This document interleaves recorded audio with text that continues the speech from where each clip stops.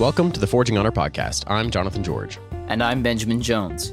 Here at Forging Honor, we explore what it means to live as Christian men. Along the way, we'll be doing challenges, building habits and character through action.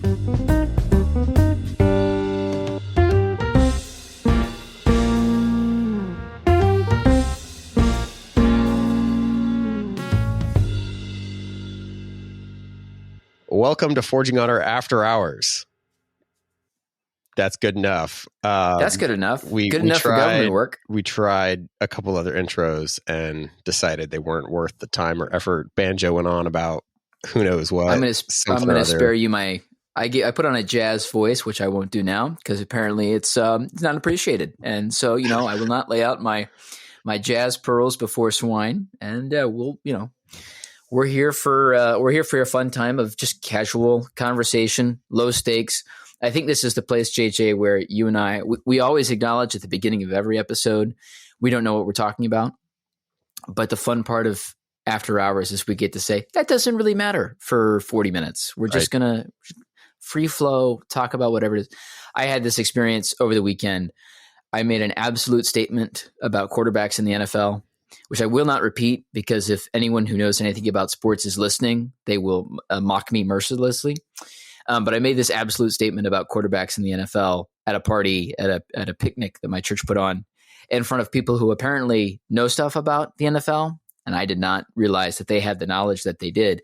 And I was shamed publicly. And I have to say I deserved it. It was really something I needed. And I will not be bringing that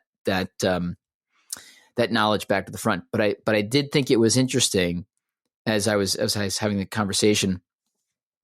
And tag that on to another conversation I'm having with my wife earlier today. I was having with my wife earlier today about sports as kind of a social, a little, I guess, grease in the gears, something to keep the wheels moving. My wife just started a job as at a local grocery store, and she was talking about she's been following the Baseball World Series, which has been going on. She's a Phillies fan. Which I have to put up with and support now because my beloved Pirates have, fallen by the wayside again. And but she was saying how her being a Phillies fan, suddenly she has kind of all this like instant social capital with people that she passes by in the grocery store. She sees anybody with a Phillies shirt or Phillies hat. She says, "Go Phils! How about them Phils?" Instantly she has this kind of like buy-in on a conversation, which I thought was really interesting. I don't know if we have any other things like that. Can you think of anything, JJ, where it's like, it doesn't matter what party you're a part of or your religious background. It's like, we can connect on this thing together now. I think yes and no. So this is a fun topic for After Hours because I think about this partially because I am a social person. I like to get out and about, and I often I have that basic list of questions that everybody has to try and get a conversation started.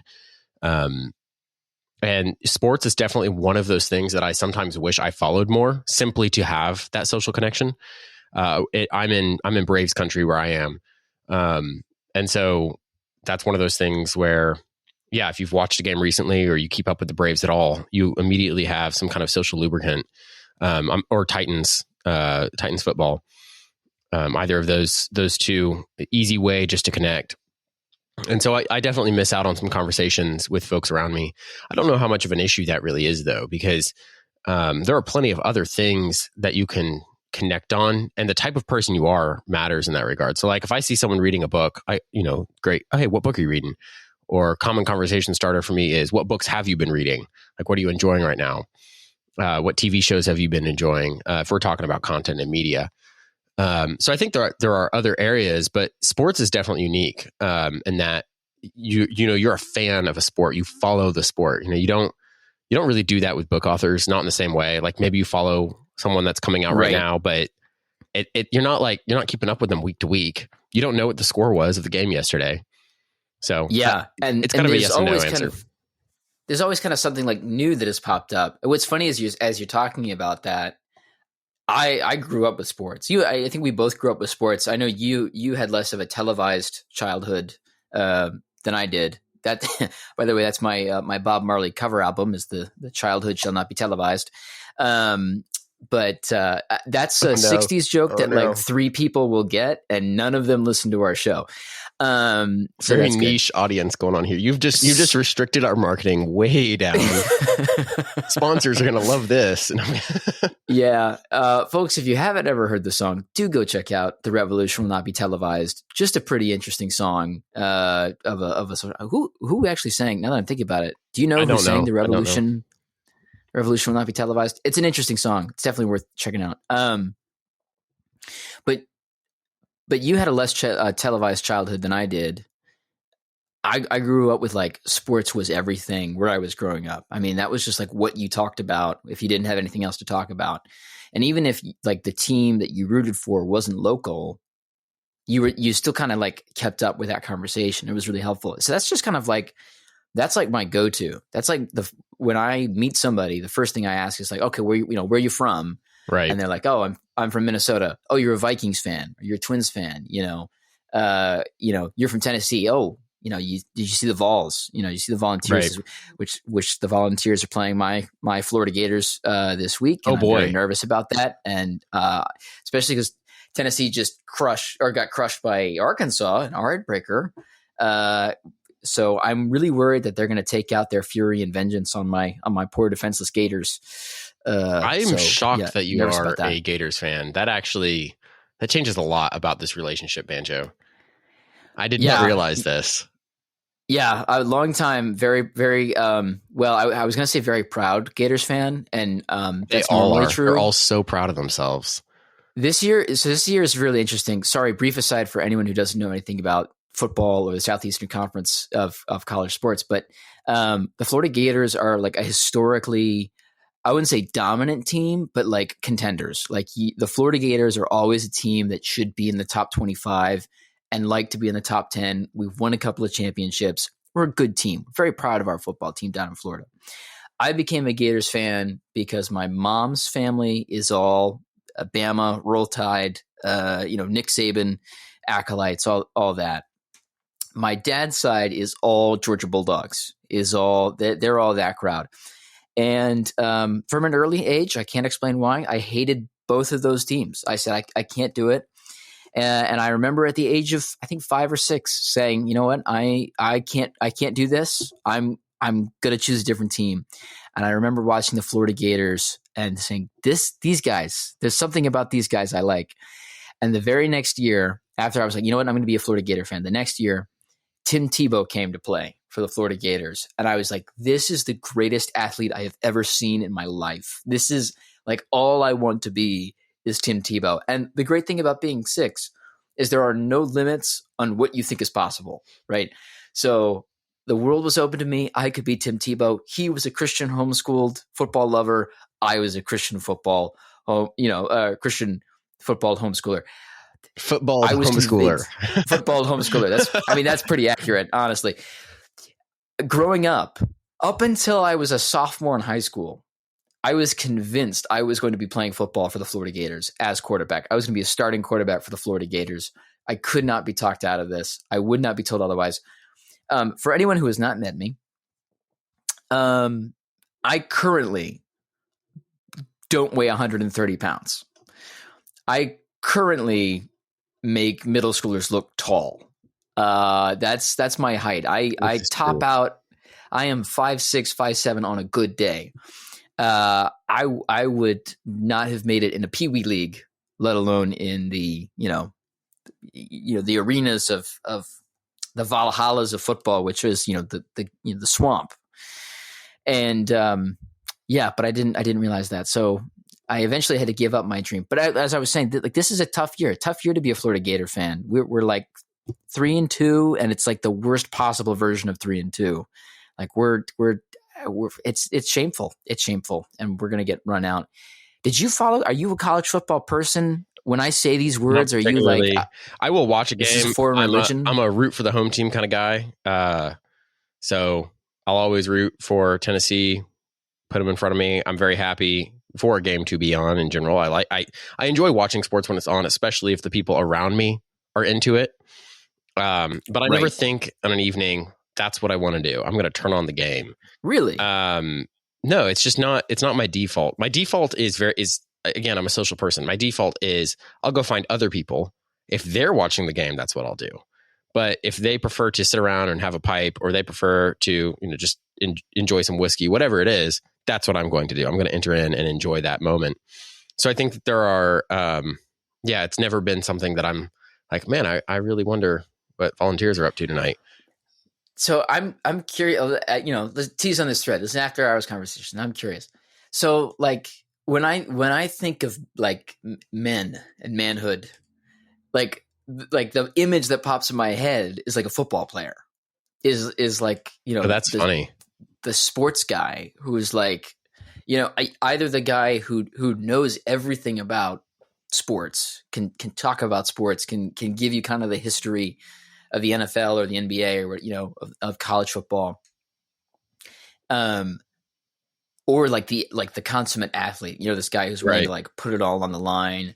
The quarterback has always just been like, I don't know if I would say it's like an American icon. Yeah. It's an American icon. To me, it's like, it's so, this guy who's like, he's a leader. He goes out and he puts the team on his back. He's willing to take the hits. Like there's just so many things about that Mm-hmm. character that I imagine that is like, that is a man. That's who I want to be. But that's my bias, I guess. So I don't know. What's your, as a man, what's your relationship to sports? Do you see that as a place of manhood, or just like commercialism, or how, I guess kind of how can you hold sports at an arm? I don't mean this in like an antagonistic way. It's going to sound antagonistic, but I don't mean it this way. But like, how is it that you can hold sports at arm's length? Because I literally don't know how to do that. I don't intentionally hold them at arm's length, Banjo. I think I'm going to fall back to during our last challenge, our reading challenge, I read a good bit of Roosevelt's autobiography. One thing he loved was sports, and especially football. But he loved all kinds of sports. He loved shooting. He loved hunting. He loved football. I think he played a little bit of polo. He would swim. He ran on occasion. He rode all the time. Like the man, great boxer. Yeah, he was a great boxer. I completely forgot an entire section on boxing, wrestling as well. And he tried just every sport. He loved the activity of sports, and he had a little bit in there, specifically on the boxing, actually, about how he did not particularly believe in simply being a spectator to sports. He did not appreciate, for example, and he as much as he loved kind of helping organize some of the wrestling gyms and the boxing gyms that happened in New York during his lifetime. He helped get some of those off the ground at one point, but then I think it was while he was police commissioner, he helped organize those because it got kids off the streets. But then later on, I think, was he mayor? I'm forgetting now because it's been a minute since I read it. But later on, he recognized that kind of the pro side of all of these sports, not the amateur side, but the pro side, was attracting a crowd that were there to simply kind of revel in the blood sport of it, to come and gamble on the outcome. Right. And it got to the point where even the people participating in the sport were kind of, they were falling victim to this, and they themselves were betting on their own matches and stuff like that. So he had to shut down some of these more professional or prize fighter rings that were happening. So obviously I'm not in a position like Roosevelt, but I look at it kind of that way. Like, if I'm unable to participate, if I have not participated in that sport, for one, I can't understand, what's happening on the line. It's why I will enjoy baseball. I played baseball growing up. I love watching track and field. I ran track. There are other sports. Basketball. I played a little bit of basketball. Like, I can see what's going on when that's happening, and I'm able to go out on my own and participate that with some friends. I do enjoy watching football. I'll play some football in the backyard with friends, but like in my head, where I love sports is doing them. I like to be active, and when I'm sitting watching TV, I just kind of feel bad about myself that I'm not out doing it. That I hear you on that one. That makes sense, and I will admit to, like, after my third football, like, I don't do this every Saturday, but sometimes if the stars are right, there might be like 3 football games in my Saturday. And by the end of that third full game, you're like, ooh, I should have done something today. But for me, as you're talking about that, you're talking about like that active participant, and I totally get that. When I think about football, I never actually played. This is what's really sad about me being like, I'm going to play in college. It's like I never actually played Pee Wee. Like, by the way, JJ is laughing so hard right now. I think he's going to fall out of his chair. I wouldn't just blast everybody's ears. That's hilarious. You thinking I'm going to play football in college and you've never even been on a field. Oh my word. I mean, yeah. Did I forget to mention I'm delusional? I knew that already. That's a key component. Well, that's where I think like with any, like recently I've really enjoyed lifting. I've really started to enjoy the exercise of getting under a barbell, doing, lifting some weights, practicing my squat. I've really begun to enjoy that. Am I following the guys that do that? Not particularly, but it's one of those things where I could see starting to appreciate that, when the Olympics come around, we get to see some of that. Because now I never used to appreciate it, but now I go, oh, I actually know what it's like to try and lift this. I can't believe what that guy is doing. Like I had no context. You have a reference point. Exactly. I need a reference point to really get into it. And here's the thing with football, because I grew up playing Madden, and I'm not saying that that's the same thing as playing football, but playing Madden, Banjo's cool. Yeah, I mean it's a really quick jump. It's Eddie. No, but what I learned playing Madden was like offensive and defensive schemes. I learned the way that a formation works, and I learned how if you move this guy into motion, or you drop back into shotgun or play action. Like I learned these different things that is part of the coordinator position, the offensive or defensive coordinator position. And now when I watch football, that's actually what interests me almost more than the plays on the field. Totally. It's the strategy. And that's where my active participation comes in. I'm starting to realize where it's like I'm watching the game. It used to be that my eyes was on the quarterback the whole time. Like that was the only thing I was interested in. And I remember when I was a kid watching or listening, watching TV, listening to the broadcasters be like, look at this guy here. Look at this blocker. The right tackle is going to come over. He's going to pull over. He's going to block this defensive tackle here. And I was like, get to the actual football. Like talk actual football to me. And now I'm like, oh, look at that. See, he that freed him up over there. And now the linebacker on the other side of the ball he's coming down here. That's really interesting. Yep. And when they're like, all right, well, let's go back to that slow motion play where the guy hit him across the face. I'm like, I don't really care anymore. Yeah, that's not what I'm interested in. Right. The big hit doesn't amaze me. I'm still blown away by like CJ Stroud last week with the Texans threw the 60-yard pass to Nico Collins. And I was like, that's insane. How did you do that? Wait, you're kidding. Oh, no, not at all. That's not even the right number. I believe so. I know it was a 67-yard touchdown. Okay. Wow. Part of that is yards after the catch. Sure. You should, definitely look at that. That's not even the most impressive throw this year. Sam Darnold for the Vikings threw an end zone to end zone pass in week 2. I mean, it was crazy.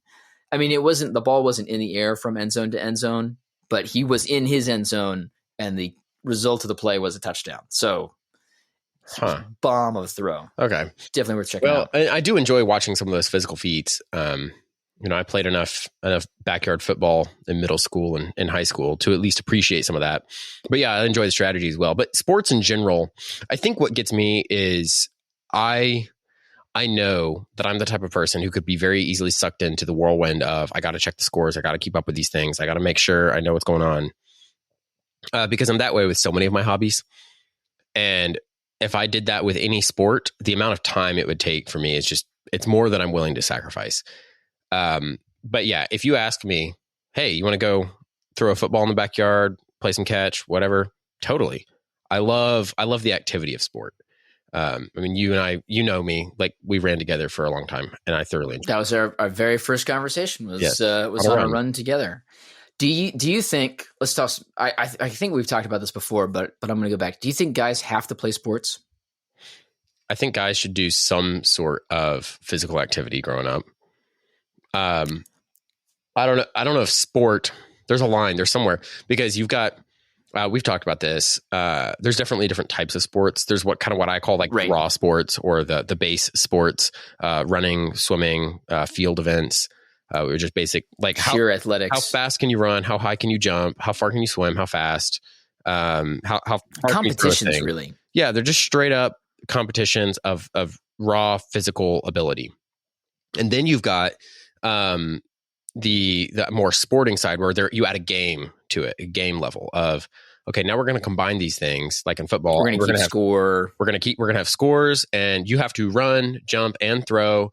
And there's also going to be some level of almost wrestling on the field. You're going to be blocking people, strategy, rules. Everything's getting involved. So there's layers to this. I think that everyone should do something involved in the raw level. Like you should kind of build your physical ability at some level if you're able, obviously. But like, again, back to Roosevelt, like he was told like asthmatic, never going to be great at these things, and just kind of beat that out of himself.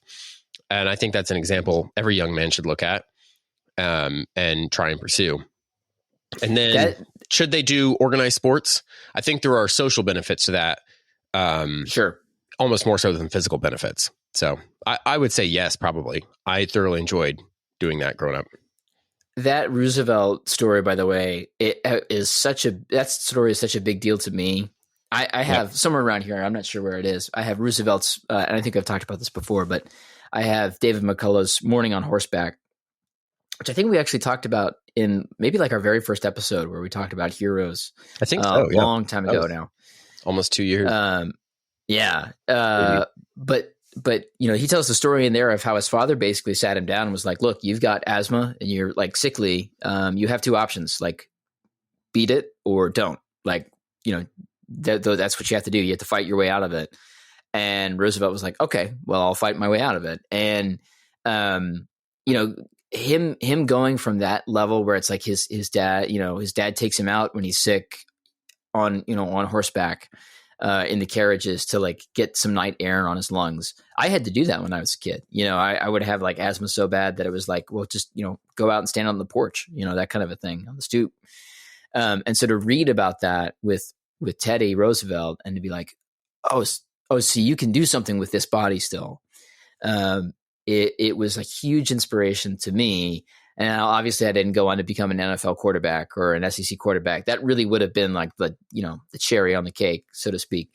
But like to be able to run cross country and like to still get to do marathons and half marathons, like, by God's grace, that's like a huge, that story is just really important to me. And I think about that a lot. Like, I don't know that we have that. And this is where I sound like an old man, crotchety old man, but I don't know that we have that culture anymore. I don't know that we have that identity kind of anywhere of like, oh, you're in rough shape. You have this kind of setback. How do you move on from that? We do How have do you build from that? I would argue it's no different than it used to be. Roosevelt has a whole section about how he's bemoaning the fact that in the military there are men that can't walk 50 miles over the course of 3 days. And that's the most Teddy Roosevelt sentence ever. Well, I mean, come on, guys. In the military, what are you doing? That should be reasonable. Like I think like so. A normal, but it's still funny. Like a normal day's march, in theory, throughout most of world history, you can estimate like maybe 20 miles a day for a soldier. That's 60 miles over 3 days. So 50 miles over 3 days, totally doable. That's 10 miles less. Go do it. Right. So, anyway, when it comes to present day, I think you're right that it's not being taught in our schools. It's not necessarily being shown on a broad level, but you do have like the eccentrics of the world. You have David Goggins. Are you familiar with Goggins? Like, I've heard of him. I know that he's a big deal, but I haven't really like studied him. Looking for. He's exactly the example you're looking for. He was a guy, 250 or 300 pounds, something like that. Worked in a gas station. Nothing in front of him in his career. Everything against him. Grew up. He's poor, black community. Nothing going for him, right? And he talks about like he just finally decided one day, I am done with this. I'm done feeling bad every day. Done being asthmatic. Done with all these things. I'm going to go get in shape and join the army and see if they can make anything of me. So he did that. He got in shape and just got addicted to trying to be better every day. Essentially, he ended up in the SEALs, and now he's retired from the SEALs. And his when he's not posting on social media about like get out, get after it. He's like his whole thing's the stay hard. It's kind of funny. He's very intense. When he's not doing that, he's jumping out of airplanes in Canada to fight forest fires. He's a like fire paratrooper kind of thing. Anyway, yeah, it's like, isn't he like a crazy runner too? Yeah, he's run like some insane distances. He's legitimately a little crazy. Like there's something going on with him. But I think that's somewhat necessary, right? You got to have the extremes to kind of drag everybody else along. Like I don't think everybody has to be David Goggins, but you need a few ounces of David Goggins could take you a long way. Little dip. Yeah. And so you've got folks like him, and there's other people out there that are similar. You've got Jocko Willink. I don't know how familiar you are with him, but he's another guy who's just like, you got to get up every day. First thing you do is work out, hit the gym. First thing every day. Like that's just his whole. He's always. So what's funny? What's funny is because you're saying about this with lifting. I don't. I see other guys who are like a lot of other guys who are like, oh, like the thing I love to do is lift. Like I want to get in the gym and I want to get in shape. And I get the getting in shape thing, but going to the gym and like bulking has never been like a thing for me. Oh, it's not. It's not about the bulking, or even about the lifting. Something happened to me. That was always my least favorite. That's like my least favorite part of working out. Lifting, getting in the gym. Oh, yeah, going for a run. I'll run 10 miles before I get in the gym. It used to be my least favorite thing, and then something happened over the summer. Well, I was in the gym pretty consistently after our fitness challenge in the spring, so that was 5-6 months ago now. And I've been going semi-consistently. It wasn't 3 times a week like I'd set out to do initially. But I've been in the gym one, maybe 2 times a week. There was a month or two there. It was 3 times a week. And I've been pretty consistent going into this fall after all the summer travels. Point being, something happened over the summer where there was one day I was just lifting and I was like, man, this feels amazing. Like I feel like my body is it's really fighting right now. It's having to work. Every muscle is tired. And yet somehow I feel so alive. I don't know. I can't really describe it. And it sounds probably kind of dumb coming. Was it like a lifter's high? Here. Maybe there's such a thing as a lifter's high. I don't know. Because I mean, I know the runner's high. I know that vibe. It was just this feeling of like, here I am. My only goal is lift this weight again. And there was something about that I just thoroughly enjoyed. And I look forward to it every time I go to the gym now. There are days where I'm really tired walking in, but then I walk out and after a 45-minute session, maybe 10 minutes in the sauna, I'm like, all right, I can handle anything. There's another concept that I am unfamiliar with enjoying. Saunas. The sauna. That's a game changer. That's a weird one to me. I don't get that one. Yeah, you should definitely try it. You do ice bathing though, right? You know what? This is so I have done the cryotherapy, which I think it's insane that people do it, but it's also like the best I've ever felt was walking out of a cryo chamber. Yep. We did it together, didn't we? No, I was not part of that crew. You didn't from the team. You didn't come with that crew? Nope. That was nuts. So I get the cryotherapy because that works. But I actually hate ice bathing. I really I will I've grown not. to love it. I used to hate it unless I have to. I used to hate it, but now there are days where I'm like, all I want to do is get in an ice bath because I know it's going to make me feel so good. There's something I don't feel good coming out of there. I think that's my thing. There's something about these stressors on your body, on your system. Like, so we started off this whole conversation talking about like, what are the social lubricants in our life? Things like sports. And I think I've discovered that for me, this is one of those things. Exercise is one of those things. Going to the gym, I've been seeing the same people there every week now for 6 months. I don't even know their names, but I'm like, hey, I see you.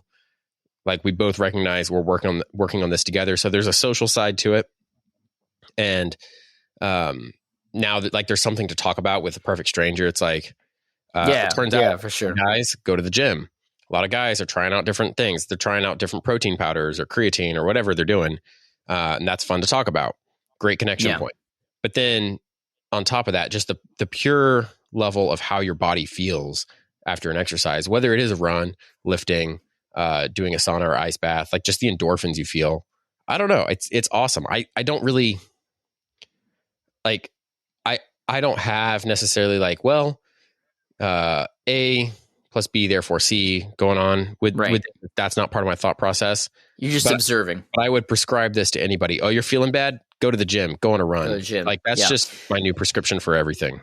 One thing I want to double back on there, thinking about the sports thing, I want to ask you about this, especially specifically with football. So I was talking with a friend recently about he and I are kind of different. Where I was talking about, we're talking about an organization, and the way that I view the organization, I think of it in kind of schematic terms. I think of it in terms of like a sports organization, or is this just organizations generally? This was an organization generally that we were both a part of. Oh, so this is a real organization that you're thinking about. This is not about how you would organize an organization. That's right. Okay. That's right. Yep. And I thought of it, I was thinking of the organization in terms of schemes, and he was thinking of it in terms of people. And not to like charge either of those words, but when I look at a group, I tend to see like, how does this whole thing work? Like, where are the touch points? Where are the power points? If I lean on this side of things, what's the results over here? Mm-hmm. That mode of thinking. So what I just heard, Banjo, is the admission on air that you are an unloving psychopath because you don't think about. That's what I just heard. That's my takeaway from this. So how's your friend, the loving one, think? Well, my friend, I that's not entirely wrong. I wish it was wrong, but it's not entirely wrong. Well, I mean, to put it another way, like I'm the kind of guy who, if I'm looking at a system and it's not working, mm-hmm. I go, where's the inefficiency? Yep. And how do I get rid of the inefficiency, or how do I fix it? Yep. My friend, on the other hand, is a people person. He doesn't see systems so much as he sees people. And I compared this to like in baseball, like a hitting coach. Yep. Like, so he's looking at, so he's like, oh, if you fix your hands like this, your swing is going to to be better, right? Mm-hmm. You're a bad hitter right now, but if you adjust your elbow thus, you'll score higher. Yep. And I see a system and I go, well, that guy's not hitting as well as that guy over there. Let's bring in that guy over there. That's going to fix our system. And just thinking about, I think of that in terms of sports, but I wonder if would you fit yourself into one of those categories? Would you find a different category for yourself? How do you view the world? This is again, for those listening and along at home, I'm not presenting a binary. I'm interested in like, what are the different ways of viewing the world? Right. Interesting. So kind of a shift in conversation from the social stuff we were talking about. But also interesting. It's still socially minded. Right. There is a social understanding that has to happen. Because even there, while you think about it, even there, when I think about interacting with a person, I tend to fit them into a scheme. Like, right. Oh, you're from Atlanta. You're probably a Braves fan because you fit that scheme of Braves. So I have a game plan for talking to someone from any area, right? Interesting. Whereas you might have a more personalized approach where you're like, oh, I notice this about you, and it's less like you're not going to ask the same question to every person. You're going to change based on right. I don't know. That's a hypothesis. I don't know how much I change my basic set of questions. I do think I approach the world a little more in terms of hierarchies, especially at work. Like the corporate space is very much a hierarchical space. The most effective person in the room, or the person who might be most effective at their job is not necessarily the highest ranking person. Right. So even if you go, well, that guy over there, he's great at getting stuff done. Going to him with your problem might not fix your problem. Going to the less efficient person at the top of the food chain might actually fix your problem. Even though it'll take them longer or they're less efficient about it, they're the ones that actually have the say. So I might have a very similar conversation with both of those people. But if I'm trying to solve problems, or I look at, like you're talking about, you see inefficiencies, you see the problem. I guess that is a system in and of itself. Like if there's a hierarchy, I'm fitting people to within that hierarchy. And that's often how I think about most people, most relationships, is very much a social structure thing. Like where are they on the social ladder? What's their effectiveness therefore? Is that like a ranked thing? Like, do you tier people in, like, say, yes, Banjo, like I have this outlined caste system by which I now is the psychopath. I'm kidding. And that, okay. No, it's more of I think it's more of a circles of influence thing. Like, sure. What's your influence level? So like, if you're somebody with very low circle of influence or low influence, that doesn't matter to me. If I like hanging out with you, we like hanging out. Like that doesn't affect my conversations. That's not going to affect that. It's not how you think of them as a person. It is going to affect what problems I bring to you and Right. what things I'm asking of you, right? Because if maybe you're a buddy at work and you're kind of same level as I am, you're fun to have a conversation with, but I'm not going to come to you with, I see a problem that needs fixing. It's not good. You're not going to have an ability to change that. So that's kind of what I think about, is who has effectiveness in certain areas. See, that's interesting, because if I have a problem if I have a problem at work, and admittedly, you and I have a very different work environment, but at the same time, I think this is true regardless of where I was working. If I'm in a work environment and something is not going right, my first move is probably to check with the people around me and to be like, are you noticing the same thing that I'm noticing? Okay, we're all on the same page. Let's all go together to whoever is in charge. Like, it depends on the problem. Yes. If it's one of those situations where it's like, this might be coming from the top, we're not sure. Right. We do want to consult with ourselves. I'm more talking about, like, I see an opportunity for efficiency improvement here. I see an opportunity to upgrade a system. You yourself, I see. Yep. Then who has the ability to affect that change? That's who I need to go to.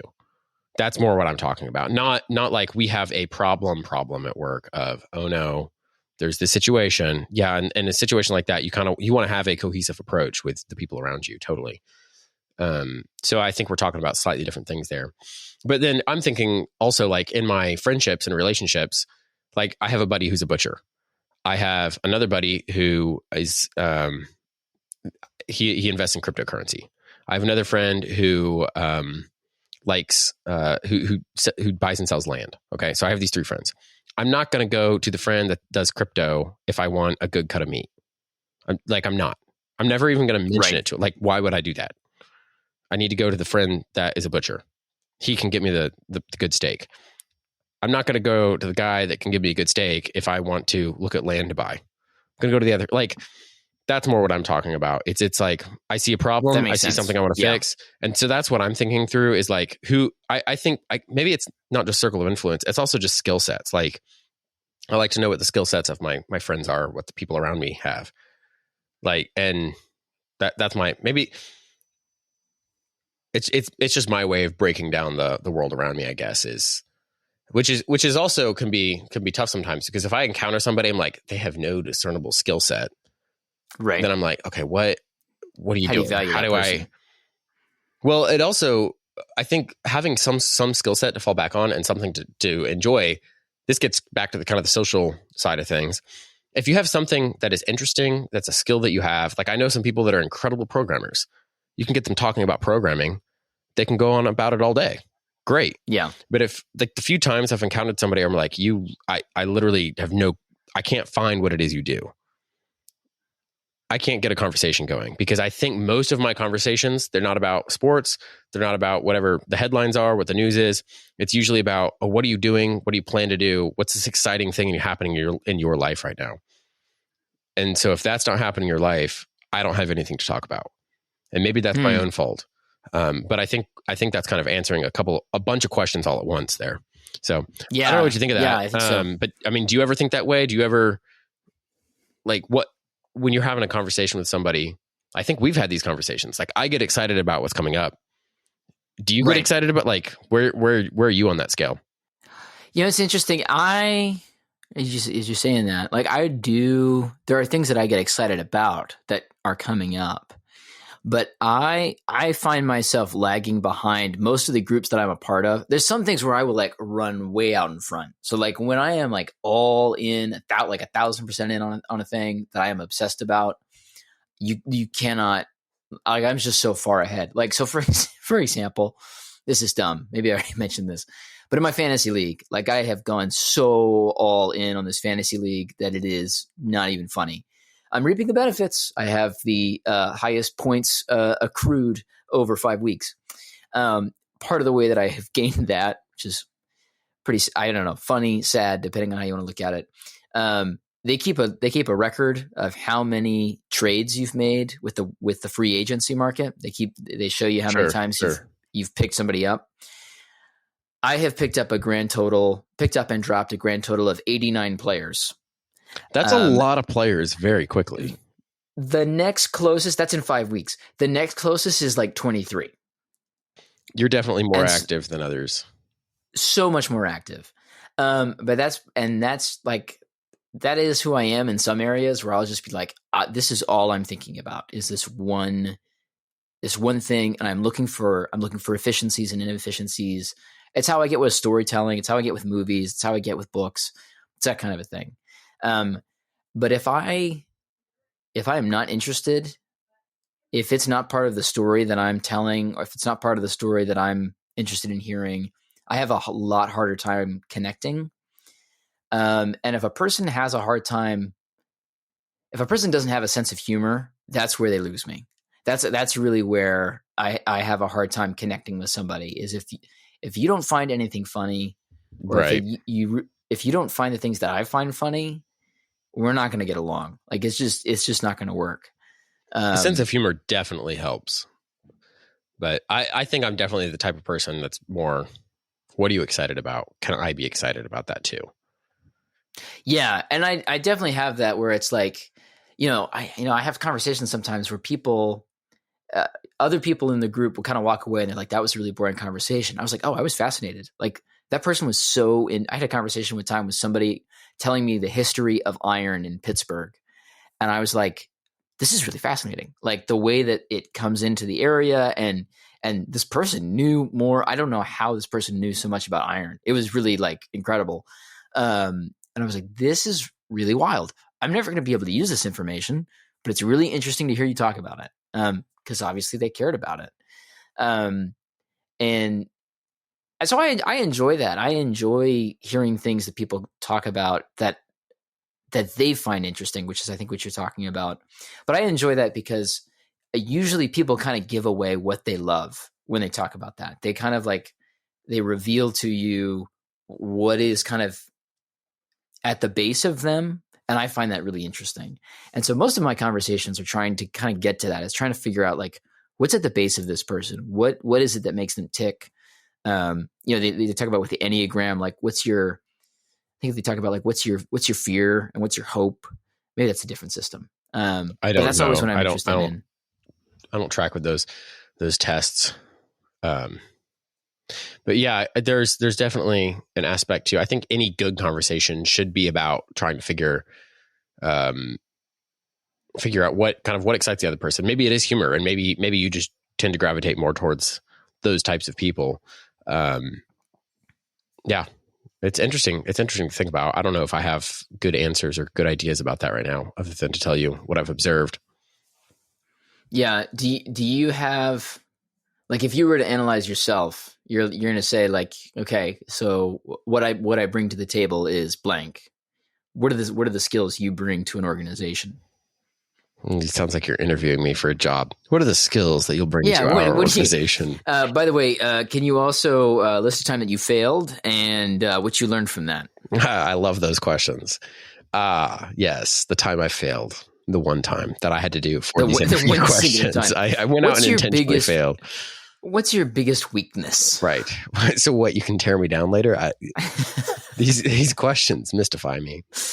If I had to like talk about skills, I don't know. I guess it depends on what's the purpose of the skill. Like, I'm pretty good at coding, but I'm not the best in the world at coding. But if you need me to code, I'll code. I think at the end of the day, the things I'm most excited about are connecting with people, though. Like, computers are cool, but people are cooler.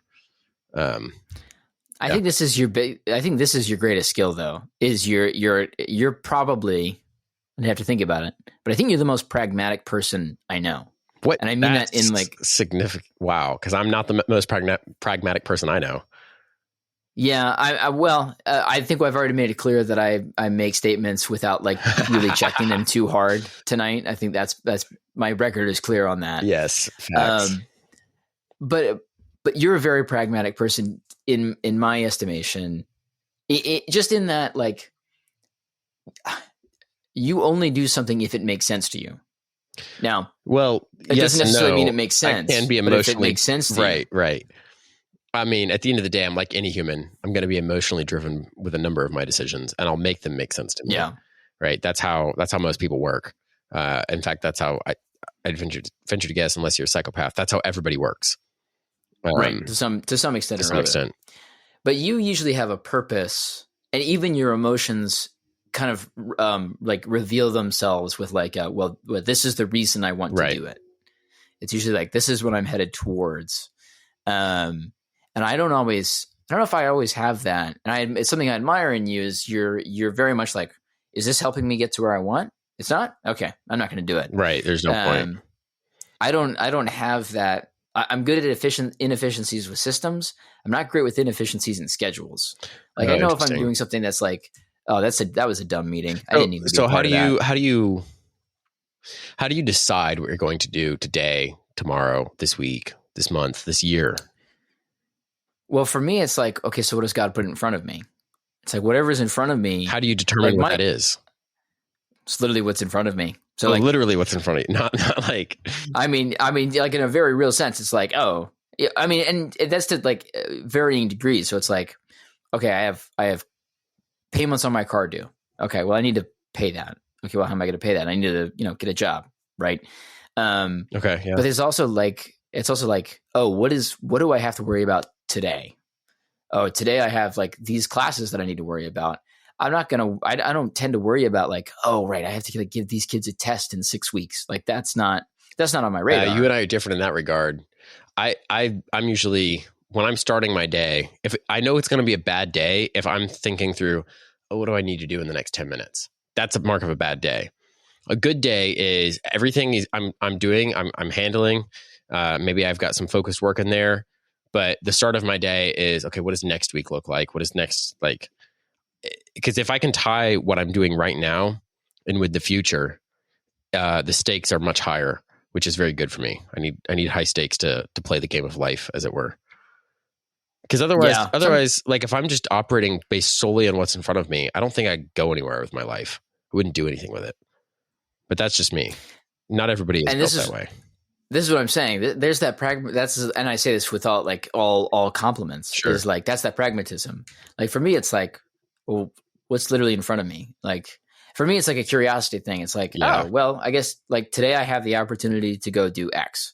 And if my wife were to hear this conversation, she would be like, you were the least spontaneous person I know.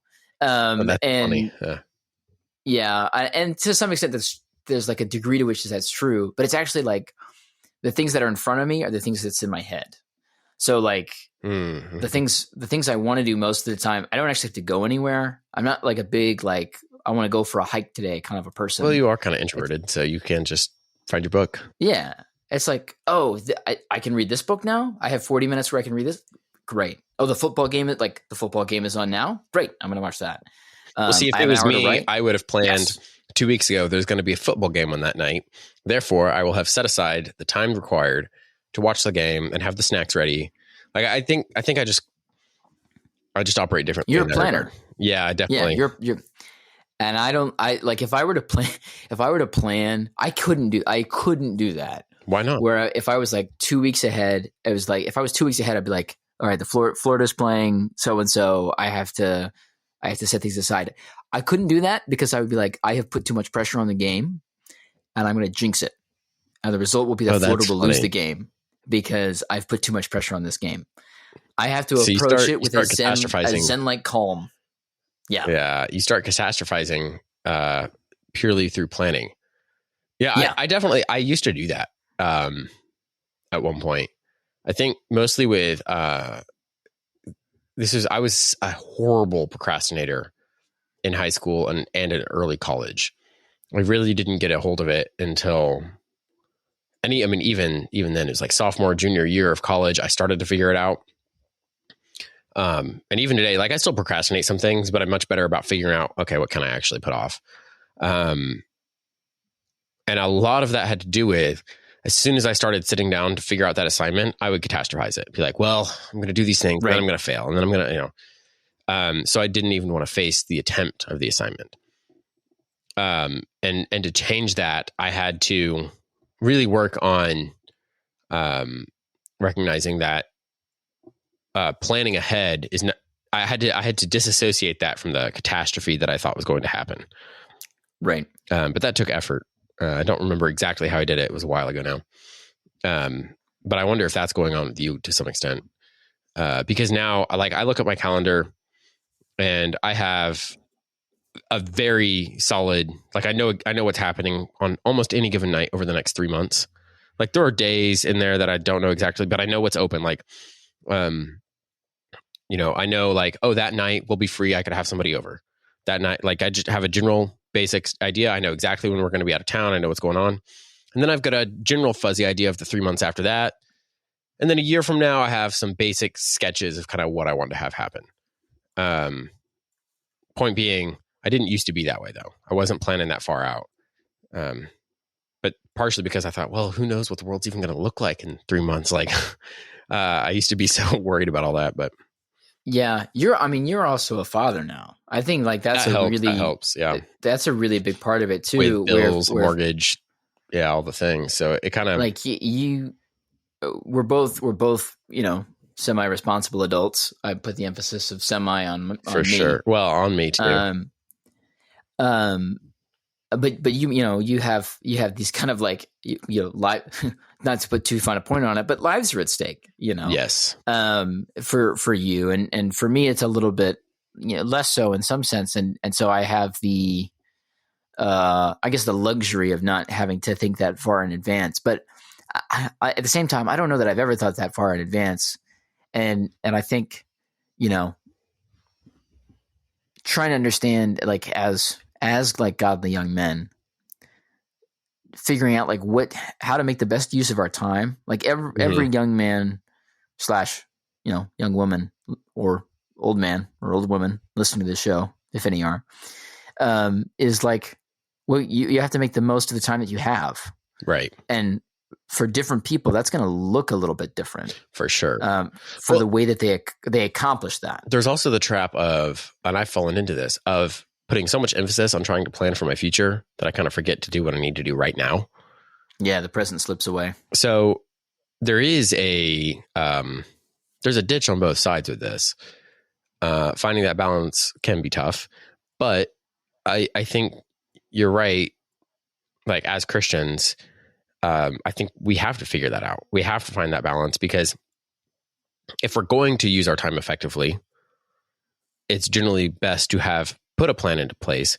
But we know, we're told in James, like, don't be like the merchant who says we're going to go somewhere for such and such a time, sell so many goods and come back, in a year's time, whatever. And if the Lord wills it. Yes. Say if the Lord wills it. So if the Lord wills, everything I've planned for the next 3 months is going to go according to plan. The Lord was probably going to will that several of those plans are going to fall through. Things are going to change, and I have to accept that and figure it out and see, all right, why has the Lord changed this plan for my life? All right, let's glorify him in that and move on. So I think we make plans, but hold them loosely. Yeah. Yeah. And it's interesting to think about, because I would describe myself, I would have described myself in the last couple of years as like a high anxiety person. Not as much lately, but I don't know. I don't stress as much as I used to. And for me, part of it is I don't plan as much as I used to. Like I used to have like a 5-year, 10-year, 30-year plan. And now it's like, well, I'm going to worry about today. That's what I have in me. The other thing though, for me is, I don't know if you have this, but like, if I don't know why I'm doing something, like if I can't have a solid reason, then I just like won't do it. Like, and that one gets me into trouble, because sometimes it's like things I actually need to do. But if I'm like, I think it's a dumb thing to do, I don't want to do it, then I just won't do it. Like my brain is like, well. But how many times has that actually gotten you into trouble? Like I think there are a lot of things in life that are that way. There's plenty of things I'm told, oh, that's something you need to do. Then I don't do it. Or I wait. Oh, and it turns out the person telling me didn't actually care, and there was never follow up, so it didn't matter. Like, yeah, it does happen. It does happen. It's just it's not a habit I want to get into, because I don't think it's the right attitude towards authority for me to have, even though I have it, and I don't really know what to do with that. I think it depends on the authority too. Like, is it proper authority? Are you actually under them? Like, there's all kinds of questions to be answered there. Yeah. It's all different stuff. But assuming that that's the case, and yeah, like Do I want to do it? No. Do I need to do it? Yeah. I think that's like a really unpleasant part of being one of my favorite quotes from The Godfather about manhood, Don Corleone, which you haven't seen this movie yet, so you need to get on that, sir. I'll do it. He says, women and children can be careless. Men cannot be careless. And I think that kind of falls into that idea of like, there's things that, I don't want to do it, but I still need to do it because I have that responsibility. For sure. I got to do those things. So anyway, these are all good things. It's just one conversation, one hour-long conversation that springs from football. So folks, we talk about what can a young man do tomorrow? Well, you can't do this tomorrow, but Thursday, go watch a football game. Saturday, go watch football. Tonight, go watch. I think the Mets and the Phillies are playing tonight. Baseball's on almost every night of the week. You can find a baseball game. Go watch a game. Go have some fun. Maybe get you some social capital. It's one of those things I sometimes wish I did more of, just because I have friends that are into it. So maybe I'll just try to hang out with those friends more. That'll be my way of doing it. Fun stuff. It's a good time. I've enjoyed this. Very good times. Yeah. Thank you. Always folks, fun after hours, for joining our Forging Honor After Hours conversation. We hope we didn't throw you off way too much with it, and I hope you come back for more. Come back. We're going to start our challenge. Our next challenge. We're going to introduce next week. So stay tuned for that. Good stuff.